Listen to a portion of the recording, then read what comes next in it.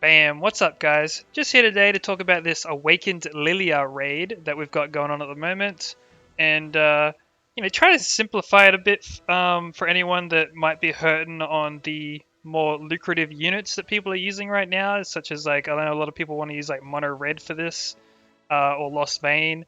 We'll talk about the team in a second. I just figure, for those of you that have yet to figure out how to make this raid pop, which I'm sure is nobody, uh, of course, each one of these here, so Valenti, Mono, and Eastern, is going to pop a different element of the boss. You can pop each element, you can pop like one version of each element of the boss each day. So if you can pop Valenti, you can pop Mono, and you can pop Eastern. You get 3 Lillia raids a day for yourself.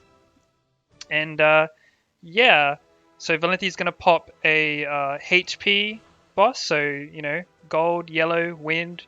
Mono's going to pop a strength related boss, so red, fire, and Eastern's going to pop a speed related boss, water, blue, right? Anyways, I have done Valenti's and Monos already, so I've already done my HP and my strength Lillia. So we're gonna jump in and do a speed Lillia. At least I think it's the whoops. I think it is the speed one. We'll just have a quick peek. And what I want to do is kind of talk to you guys about making a team comp for this, and how to go about setting up your team. Okay.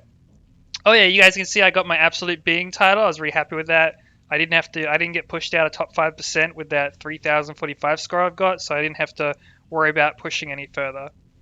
But yeah. So this is the comp that I decided to go with for yeah, this is the blue one. I think I was gonna try green melee. What did I put him on the wind one. Let's just pop out of this quickly for a sec, because I want to show you guys the teams I've got. I'll just talk about it quickly, and I'll show you kind of like why I've kind of decided to go with this for now. Because I don't have Mono Red, I don't have Lost Vein. I don't know if I'm going to be summoning for Lost Vein. You can see I've got 300 gems. The banner does last for like a month, but I don't know if I'm going to summon on him. I'm going to wait and see what other banners come out over the next couple weeks. Now, you can see that my blue and my red are the same. This actually worked out really well earlier. And the reason I've got Merlin here, I know a lot of people are using Gartha. I've got Arthur backline. So people are using like Mono Red and they're buffing and stuff, right? But what I don't like about that is the fact that Lillia, Awakened Lillia, she will get her ult, I think, in 2 turns. And when she's got a full ult gauge, she will debuff your entire team, right? So if you get your gold buff for Arthur, it's gone. And I don't really like that. The rank ups will also be blocked out. I can't remember if it's the 2nd or 3rd turn, but she will just AoE. She will block all your buffs and debuff cards, and she will, in the 2nd phase, she'll also block heal cards, so you can't even like cleanse it off, right? So what I've kind of decided to go with for my team comp is I want ult rollback, which you can do with Gartha's ult. The other issue I have with Gartha though is that his passive is never going to be kicked in. Okay, he's going to get hit like every turn basically, almost, because of her AoE attacks and stuff, and you're going to lose that Gartha passive. So you can roll back her ult with Gartha. I decided I'm just going to bring Merlin. Okay. And what I've kind of decided with these comps is I've got a stance removal. Now you can use any number of units with stance removal, like Blue Slater's great, Red Vivian's great. Only the problem with Red Vivian is that she will get completely locked out of her, using her cards. SR Aaron is great, except once again he'll lose like half his cards because of the buff and debuff block. So essentially what the trick that you want to kind of go for here is to just kind of stack up on as many units with attack cards as you can, right? And we just spam our attack card. We ult rush and we spam our attack cards. that's essentially what I'm going to be going for here. Now, let's see. I'm just going to use a bot here. We'll see how this is. Looks like he doesn't have gear on that Escanor. Let me see. I believe Dreyfus. Good old Chef Dreyfus, reliable Chef Dreyfus. Yep. Oh, look. He's got Green Melon himself here instead of the Gather. And it looks like he's brought Liz. So he was using mono red for pretty much every raid before, so it looks like he's changed things up. As far as food goes, I did try it with gold food a couple of times. I can't actually remember if gold food, like how much gold she gives at the end, so I'm actually just going to do gold food for this particular run. And let me throw some gear on that Slater there. So you will be doing a bit of gear swapping. Let's see, we're going to steal that Hauser gear. Certainly not the best of the best, but you know, do what we can. And we'll just jump in. And essentially what you want to do, okay, now there's two kind of deciding factors when you're doing this. And one of them is Lillia in the second phase. You don't want her to use her ult because she will just kind of nuke you. Okay, she'll just nuke everybody. It's probably an instant kill, you know, for the entire party if she gets her ult off in the second phase. And secondly, what I was talking about before is the fact that she will block buff and debuff cards. You can kind of work around it, but it's annoying, right? You're just going to be locked out of your skills for the most part, and I'm not a big fan of that. Now, I'm just going to move this card. Essentially, what I want to do for pretty much every element is blow off all my attack cards as much as I can and alt rush. And that is as simple as it gets. Like, the problem with like mono red and things like that is that like if she gets her max ult, you're gonna lose your gold buff. Okay, she's just gonna strip you. You know, you will be immune to the debuff cards and, you know, buff and debuff cards being blocked, but you rely on getting those rank ups with Gartha. Let's say like both teams are running mono red or something. Like, you need to get those rank ups in the first couple of turns, or you're just gonna get blocked, right? And it's like, well, you know, it's not. It's just, yeah, I don't like it. Now, obviously, I can't run it, but at the same time, like, it's a strong comp. Potentially good units, of course, like Red Escanor right now is in the coins shop. I haven't purchased mine yet, but I will be doing that at the end of the week after I'm saving my Arthur tickets. I want to do like a little summon video with the Arthur tickets and upload it. You know, just for, you know, video content purposes, right? Okay, so you see that, guys? Second turn, massive damage. Wow. Absolutely massive damage. She just hit Slater for 70k. That was ridiculous. Really disappointed, honestly, actually. But, you know, he served his purpose. Now, the bot's gonna ult a couple times. It's gonna give me a couple of, This should be interesting, actually. I don't want to use Escanor's card, so I am just gonna get rid of that shield card. Yeah. Because Elizabeth is about to use her ult, so we are about to get some more ult gauge on everyone anyway. But yeah, Slater shouldn't have died there, honestly. But you can see, like, pretty much everyone is about to have their ult again. And the second phase should be pretty quick. But, yeah, essentially what you want to do, guys, bring some attack units, ult rush, maybe buff, like, bring, like, maybe Green Helbram, or actually, you know who'd be really good? Green Gil Thunder.